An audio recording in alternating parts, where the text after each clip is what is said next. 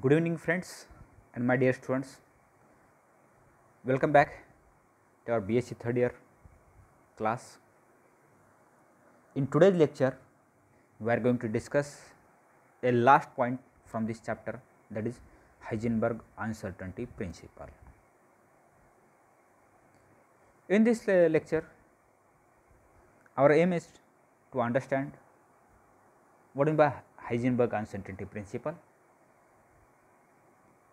their statement, their applications, and how we can use this Heisenberg uncertainty principle in our day to day life, or there are so many applications related with this Heisenberg uncertainty principle that we have to discuss in this lecture. Okay. First of all,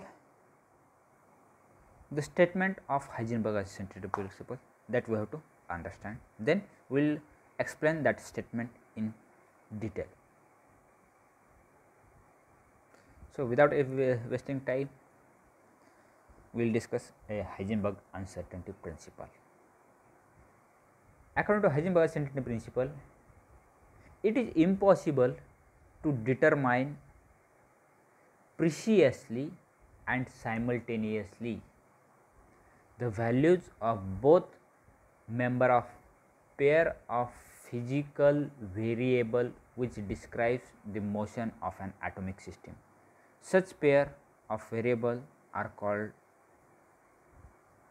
canonical conjugate variable, or in another way we can define Heisenberg uncertainty principle. It is impossible to measure simultaneously the position and the momentum of a microscopic particle with absolute accuracy. Means we cannot measure the position as well as momentum of that microscopic particle simultaneously. If you are going to measure the position, then uncertainty arises in terms of momentum. If you are going to measure the momentum, uncertainty arises in terms of position. That is why we are unable to measure the position and momentum simultaneously. How we can explain this? If we see the formula here, delta x dot delta p, the product of position, change in position and change in momentum is always greater than or equal to h by mv.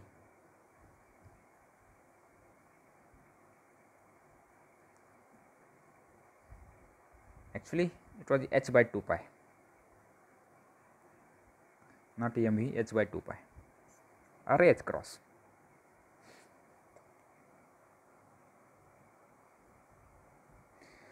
Now, according to this principle, the position and the momentum of a particle cannot be determined simultaneously to any described degree of accuracy.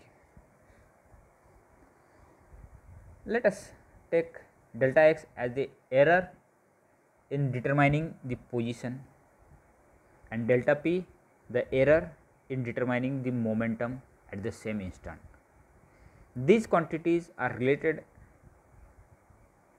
as shown in this slide, that is delta x into delta p is equal to h cross or h by 2 pi. The product of any two error is approximately of the order of Planck's constant, If delta x is small, delta p will be large, and vice versa. If delta p is small, delta x is large, but the product of delta x and delta p remains constant. It means that if one quantity is measured accurately, the other quantity become less accurate. Thus, any instrument cannot measure the quantities more accurately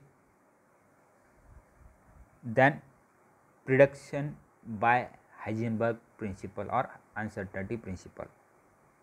The same relation holds for the energy and time also, that is delta E and delta t is equal to h cross, or delta E and delta t is equal to or greater than h cross or h by 2 pi.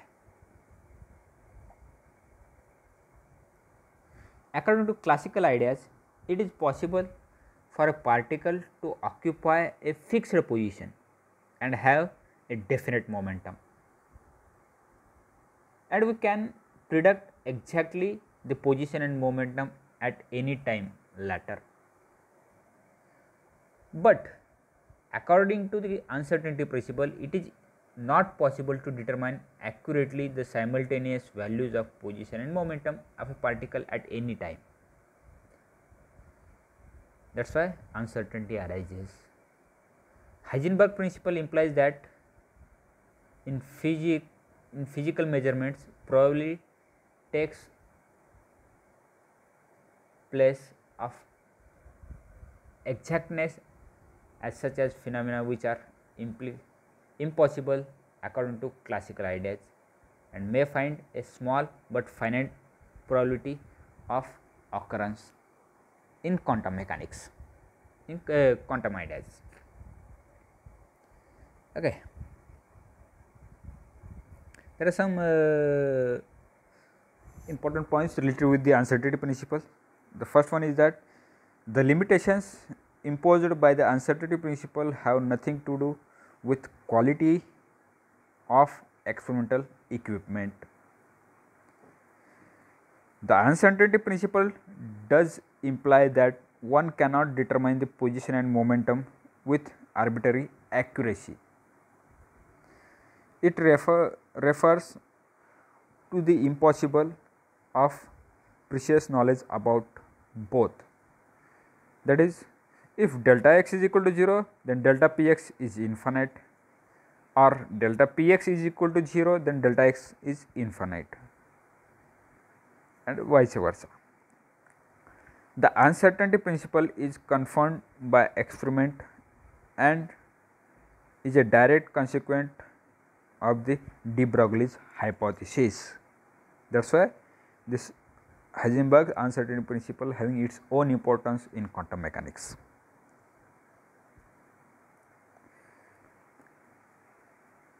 We can use that uncertainty principle in terms of x and p as well as energy and time coordinate also. Delta x into delta p, x is always greater than or equal to h by 2 pi or h cross. If we are going to measure the momentum, uncertainty arises in terms of position. If we are going to measure the position, uncertainty arises in terms of momentum also. Similarly, we can use that concept in terms of energy and time also. If you are going to measure the energy, uncertainty arises in terms of delta in terms of time. If you are going to measure the time, uncertainty arises in terms of energy. The more accurately we know the energy of a body, the less accurately we know how long it possible that energy. The energy is known with a perfect precision, that is delta E is equal to 0 only if measurement is made over an infinite period of delta t is equal to infinite. Applies to all conjugate variables. Means we can use this concept to all conjugate variables, that is x, px, e and t. Okay. This is all about the Heisenberg's uncertainty principle. Now, we will illustrate, or we can use this Heisenberg uncertainty principle, or we can prove it experimentally by using two concepts or by using two examples. First, determination of the position of a particle by a microscope. Suppose we try to measure the position and linear momentum of any electron, using an imaginary microscope with a very high resolving power. The electron can observe if at least one photon is scattered by it into the microscope lens. The resolving power of the microscope is given by the relation delta x is equal to lambda by 2 sin I, lambda by 2 sin I.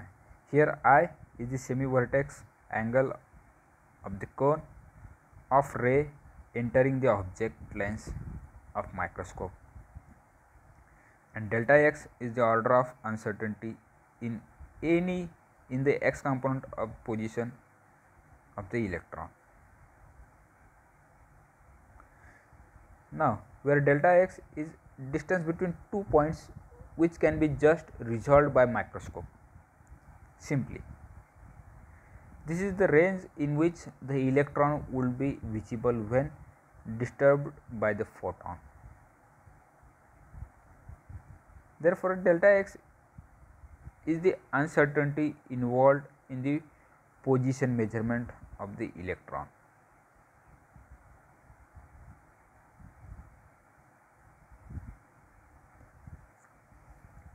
However, the incoming photon will interact with the electron throughout the Compton effect, as we discussed in last lecture.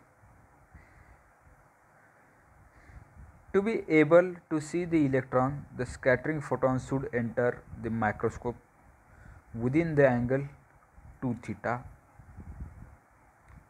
or 2I. Here we are using I notation, that is why 2I. The momentum imparted by the photon to the electron during the impact of the order of h by lambda. The component of this momentum along the direction of incident or along the direction of incident, that is minus h by lambda sin theta, sin I, not theta, minus h by lambda sin I, and in opposite direction which is h by lambda sin theta, sin I.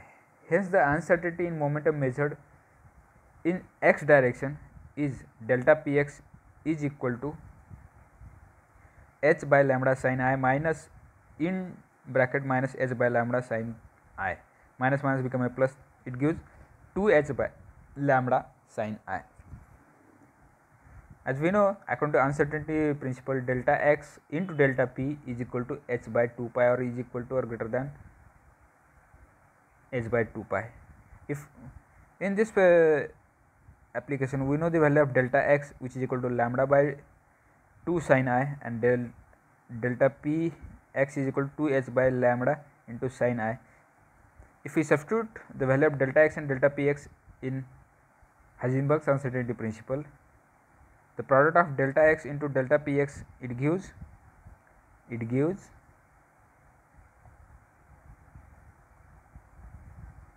h, delta x into delta px, it gives h. It is clear that the process of measurement itself perturbs the particle whose properties are being measured. From this experiment also we can prove we cannot measure the position and momentum simultaneously. If we are going to measure the position, uncertainty arises in terms of momentum. If we are going to measure the momentum, uncertainty arises in terms of position. This is one of the well-known application of Heisenberg's uncertainty principle. The next application is the single slit diffraction experiment.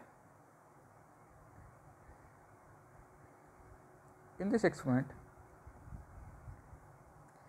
a beam of electron is transmitted throughout a slit and received on a photographic plate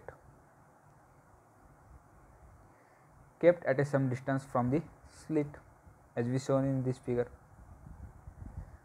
We can only say that the electron must have passed throughout the slit and cannot specify its exact location in the slit as the electron crosses it. Hence, the position of any electron recorded on the plate is uncertain by an amount equal to the width of that slit. Means it can found within a slit only, that's why that slit width is equal to the delta y. The finding that position of that particle is in between that slit, which is delta x, not delta y, it is delta x. Delta x. Let lambda be the wavelength of the electron and theta be the angle derived corresponding to the first minima. From theory of diffraction, delta x is equal to lambda by sin theta, because according to Bragg's equation, a sin theta is equal to n lambda. For first order, n is equal to 1. Therefore, a is nothing but the slit width, which is equal to delta x. Delta x sin theta 1 is equal to lambda. This is uncertainty in determining the position of electron along x-axis.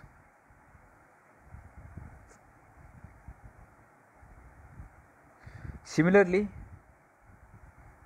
if you find out the uncertainty in terms of momentum, that is equal to delta px is equal to 2p sin theta, or p is nothing but h by lambda, 2h by lambda sin theta. If we multiply, or if we use this value of delta x and delta px in our Heisenberg's uncertainty principle, then the product of delta x into delta px, which is equal to